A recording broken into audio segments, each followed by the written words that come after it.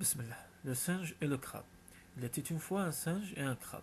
Un jour qu'ils se promenaient ensemble, le crabe trouva par hasard dans l'herbe une boulette de riz. Le singe, envieux de la chance du crabe, voulait aussi trouver quelque chose et examinant le sol, découvrit une graine de kaki. Mais il n'était pas satisfait avec sa graine de kaki et voulait manger la boulette de riz que le crabe avait trouvée. Aussi, lui dit-il, compère crabe, ne veux-tu pas échanger ta boulette de riz contre ma graine de kaki? Une fois que tu auras mangé la boulette de riz, il ne te restera rien. Et si tu l'échanges contre ma graine de kaki, tu pourras manger de bons kaki tous les ans. Le crabe réfléchit un peu et se dit qu'effectivement, il valait mieux avoir la graine de kaki. Ils échangèrent donc leurs trouvailles.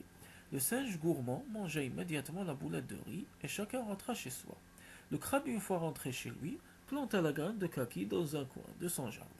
Tous les jours, il l'arrosait, la cajolait, l'entourait de soins, mais aussi la menaçait.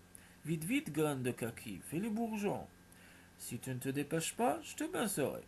La graine de kaki se dépêcha de faire sortir ses bourgeons.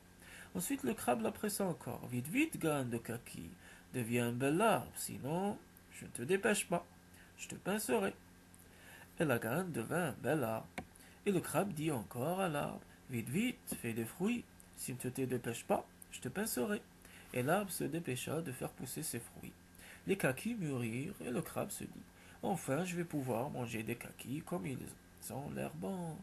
Il commença à grimper à l'arbre, cliquetant de toutes ses pinces, mais il glissait sur le tronc et retombait par terre. Il eut beau essayer encore et encore, il retombait à chaque fois. Sur ce, le singe arriva et voyant les beaux kakis, il eut envie d'en manger. Il dit au crabe, comme c'est moi qui ai ramassé cette graine, j'ai le droit de manger des kakis. Le singe grimpa lestement à l'arbre et commença à secouer un frais de kaki, choisissant les meilleurs fruits, les plus rouges. Le crabe resté au pied de l'arbre lui demanda, envoie-moi quelques fruits, je veux en manger aussi.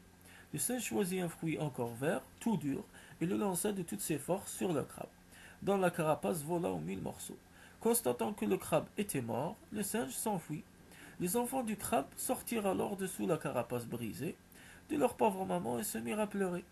Entendant les petits crabes pleurer, une abeille vint leur demander ce qui leur arrivait. Petits crabes, pourquoi pleurez-vous donc?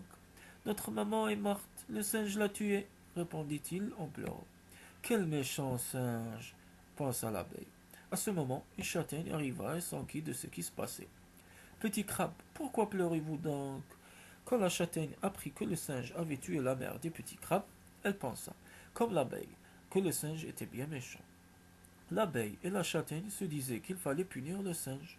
Lorsqu'un mortier arriva, elles lui racontèrent comment était mort le crabe, et tout le monde était d'accord qu'il fallait punir le singe. Enfin, une bouse de vache vint se joindre à eux, et ils décidèrent tous ensemble de venger la mort du crabe. Les compagnons partirent donc pour la maison du singe. Les petits crabes, l'abeille, la châtaigne, le mortier et la bouse de vache arrivèrent chez le singe.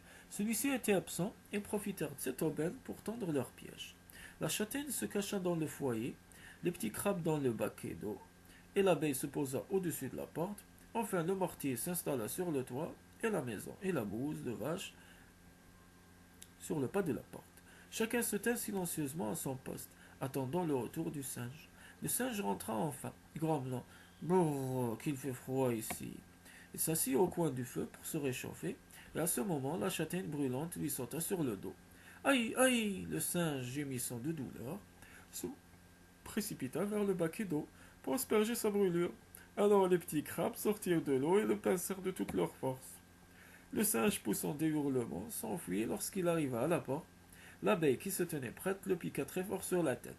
Le singe, fou de peur et de douleur, tenta de s'échapper, glissa sur la bouse de vache, qui se trouvait sur le pas de la porte, et s'étala de tout son long.